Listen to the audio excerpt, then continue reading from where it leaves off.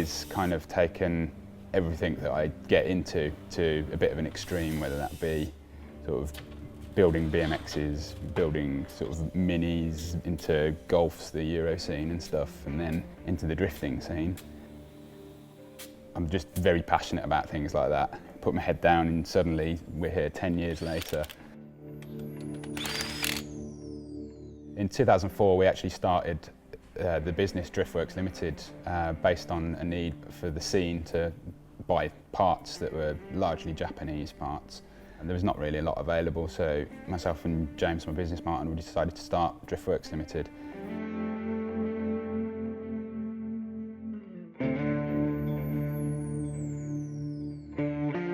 When you're learning to drift, basic modifications would be a locked differential or an LSD to basically allow you to have predictable control when the car is sideways. A lot of people fit hydraulic handbrakes, and bucket seat obviously to hold you in place is very important.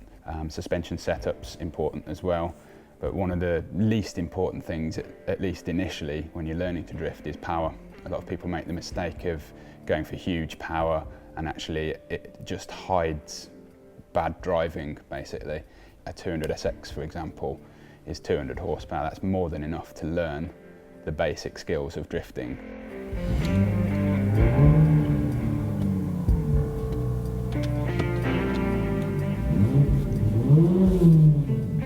One of my fun cars is the JZX 110 Mark II made by Toyota.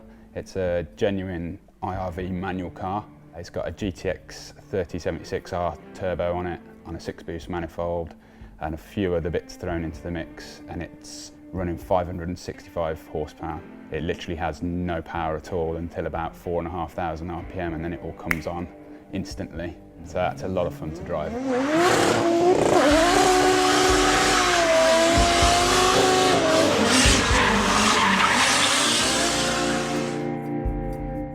My daily driver is a Porsche GT3. It's not very practical, but then none of my cars are. I've got a real passion for sort of driving in general, and I think that traditional track driving really helps sort of improve basic driver skills and keeps your eye in, so to speak. For this season we've built a new car. It's based on an A86 Corolla. We basically bought a UK version of a NASCAR called a NASCAR. It comes with a lot of really trick parts in it, sort of the live axle, interchangeable drop gears, the Jericho dog box, the gearbox, and the V8 engine in it were all transferred into the Driftworks A86, which we've now named DW86. It's a Corolla that runs 18-inch rear wheels, 17-inch front wheels, which usually is a pretty easy way to ruin the looks of a car. One of the main things that we wanted to do with this car was ensure that it still had the correct look. Drifting to me is as much about, you know, the look of a car as it is the performance.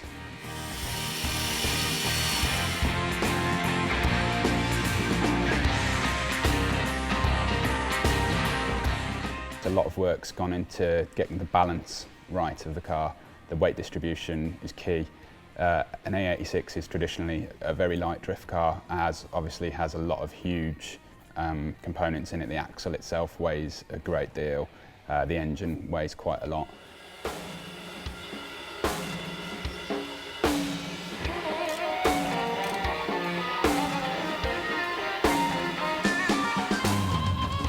We've actually managed to get the balance of the car completely spot on.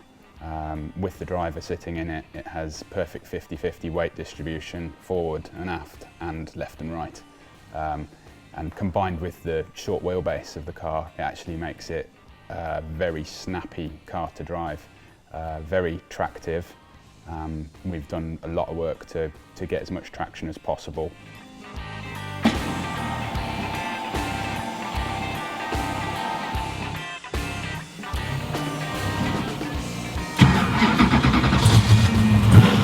Safety is a massive issue with a 30-year-old car for me, especially being quite a tall guy. I didn't want to lose my legs in a crash.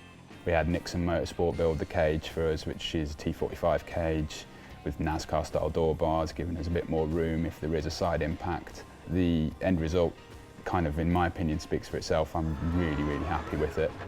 I've still got a lot of work to do to learn how to drive the bloody thing, but it's a handful already. It's really exciting to drive. It's nice to have that sort of difficulty again of learning to drive something completely different.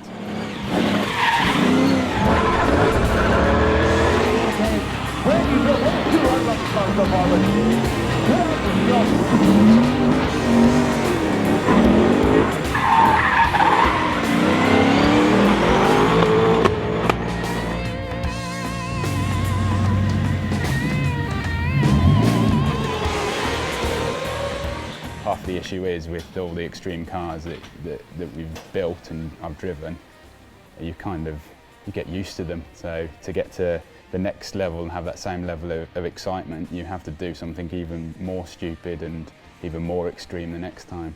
So where that ends exactly, I really don't know, but it might get pretty silly.